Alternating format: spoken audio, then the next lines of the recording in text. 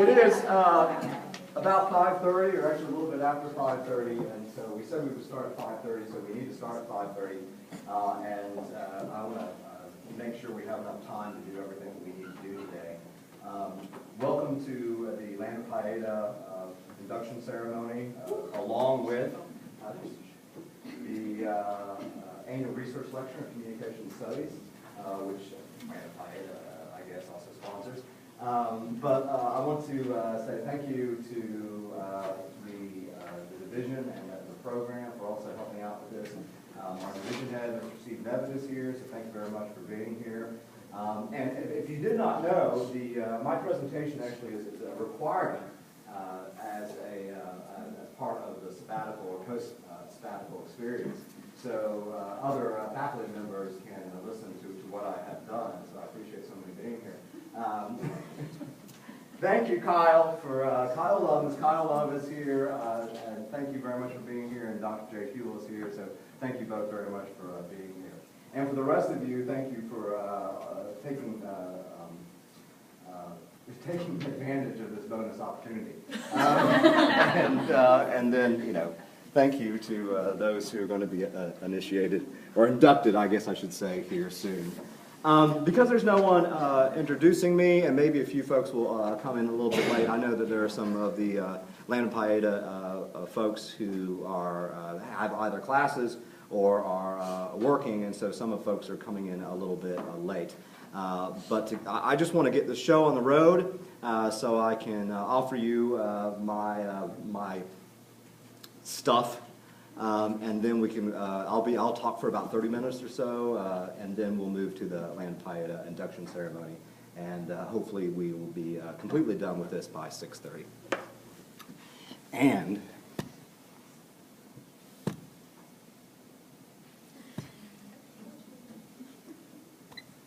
ooh, I know it's fancy.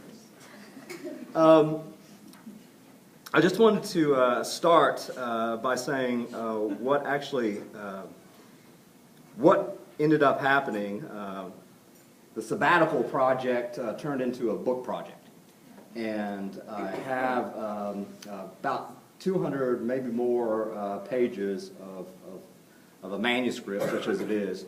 And so what it ended up being called, or what I'm calling it, at least the first part of it, is Critical Civil War Tourism in South Carolina. And the first thing I'm going to do is just sort of give you a preview of what I see as the chapters of that particular book, and some of the stuff that I actually did during my sabbatical. So part of this is just what I did over my sabbatical, so you don't think I just sat in front of the television and watched Doctor Who and ate Cheetos.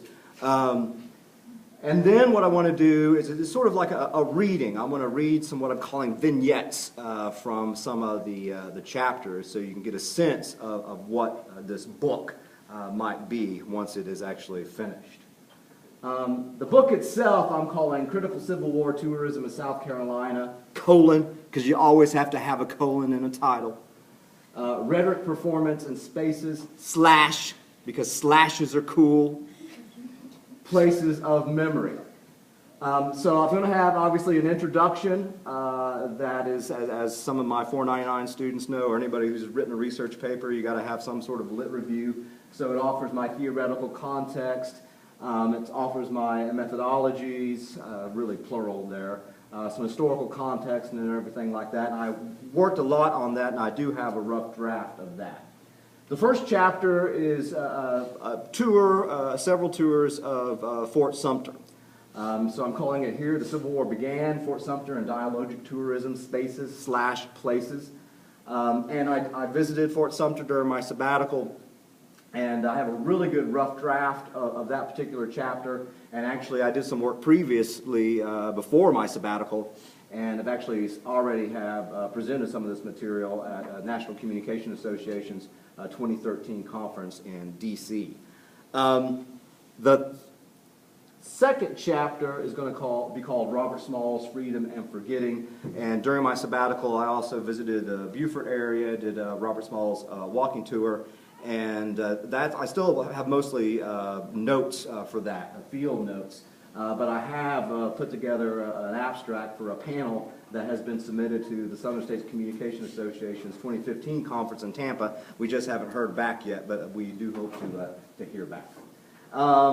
Chapter 3 is about the Magnolia Plantation and Gardens, and I call it Touring South Carolina's Magnolia Plantation and Gardens, Slavery and Unperforming Race. And I have visited that that particular site several times before my sabbatical and during my sabbatical. And actually, I've already got a really good rough draft of this. And previous work was presented at SSCA's 2014 annual conference in New Orleans. And I believe, no, there was another. I don't think you were on this one. You were on the one of the Fort Sumter ones. We were on the same panel together. I think that was D.C. It was DC. Chapter 4 is called A Day at the Museum, Visual Materialistic Rhetoric and Dissenting Experiences. And I have visited lots of museums in the state that's about the Civil War, or else has exhibits about the Civil War. And I have a lot of notes there. I don't really have a draft yet, but I'm working on that. Chapter 5, The Battle of Aiken, and Regendering the Civil War. It's a reenactment fashion, epistemologies of memory. And I do have a rough draft of that. And actually, I just presented material on that at National Communications Association's 2014 conference in Chicago. Chapter 6 is called Marching with Sherman and the Problems with Authenticity. And this is analysis of a self-guided walking tour of Sherman's army as they came toward Columbia.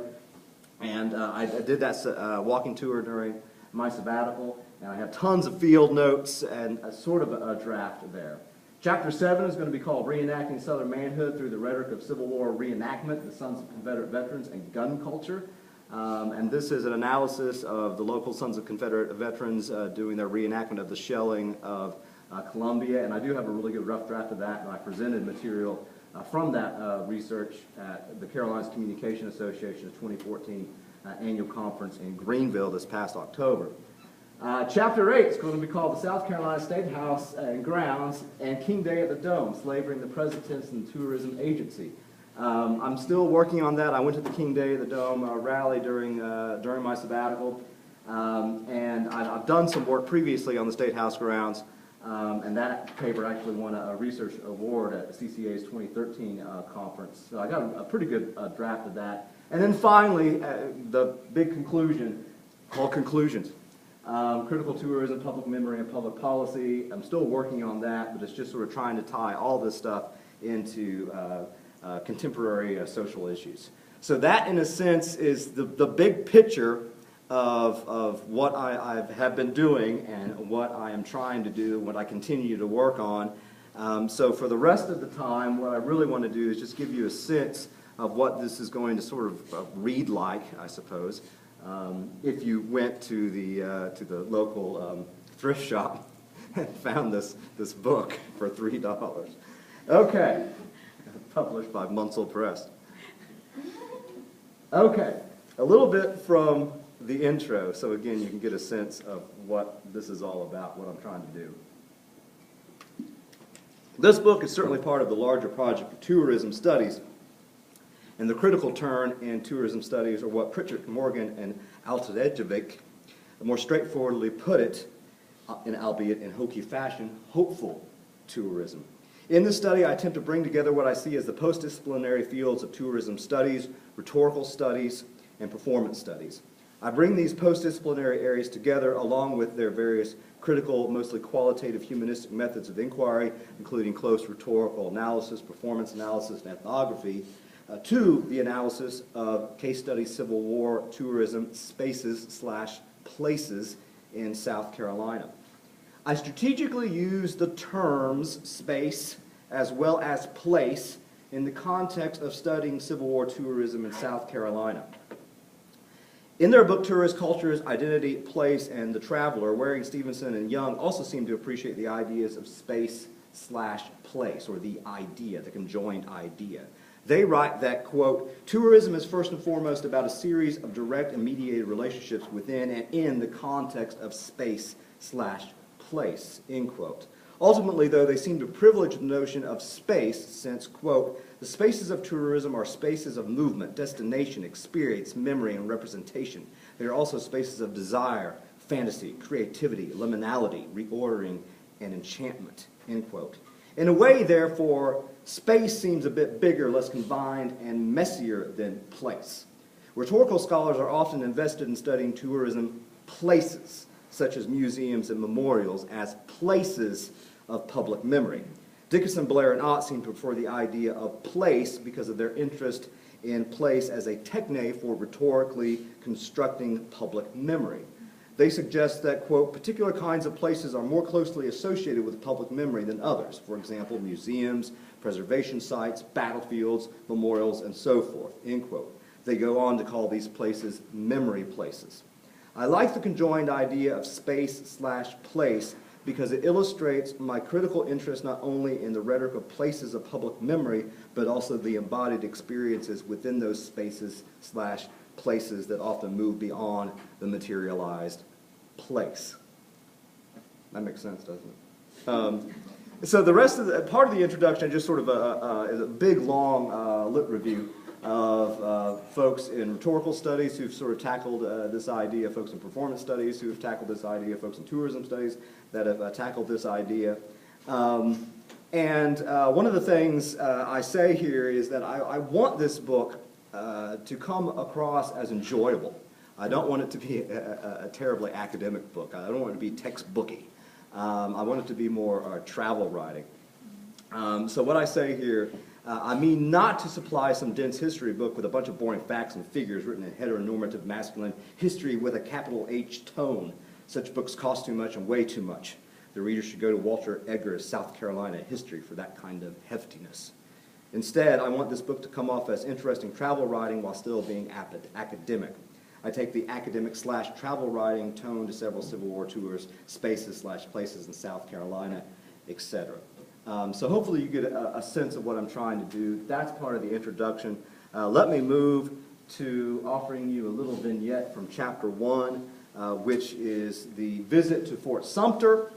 And again, because of the nature of the tone that I'm trying to offer in the book, sort of a travel writing tone, it's going to sound a little bit different, I think, than sort of the boring, or hopefully sound a little bit different than the boring sort of academic stuff that we oftentimes read. The boat I take is called the Spirited Low Country. The captain makes some initial safety remarks, as all such tours do so for liability reasons. The captain literally toots his own horn, warning folks that it will be loud. The boat's horn signals our departure. It is loud. There is also a volunteer tour guide type person with some sort of microphone in hand. He seems giddy in his role. He welcomes us to the boat, goes over more safety issues. He has a thick, rich southern drawl. If y'all have any questions, please ask. If I don't know the answer, I'll just make something up. Y'all are tourists. You'll believe anything. Such a declaration is telling, and interestingly juxtaposed as we depart with a large Carnival cruise ship the tourists jump to look at and take pictures of on our starboard side. That ship was named Carnival Fantasy. This whole Fort Sumter tour is part Carnival, part fantasy. Finally, so I skipped some stuff. Finally, as we get very close to Fort Sumter, we get to the full historical account via the recording we hear while on the boat. It is a tale of what led up to that first shot. It is a tale that frames the first shot as a heroic event. Slavery is mentioned, of course, but buried under the tale of states' rights. The recording reverberates as the ship slows. Southerners argued that the Constitutional Compact guaranteed slavery. Political and religious leaders played on racial fears to win support from non-slave holding whites. As the abolitionist movement grew in popularity, Southerners feared that their way of life was being threatened. The narrative continues that the election of Lincoln signaled that secession was imminent in South Carolina. The rest of the narrative, as we slow to an aquatic crawl, narrates the beginning of the Confederacy and the dire position of the Federals controlling Fort Sumter. General P.G.T. Beauregard was ordered to demand Fort Sumter's evacuation, but Major Anderson, commanding the Federals at Fort Sumter, refused. Beauregard, apparently the most altruistic human being that ever existed, warned Anderson of the force to come. and again, as was repeated often in the narrative,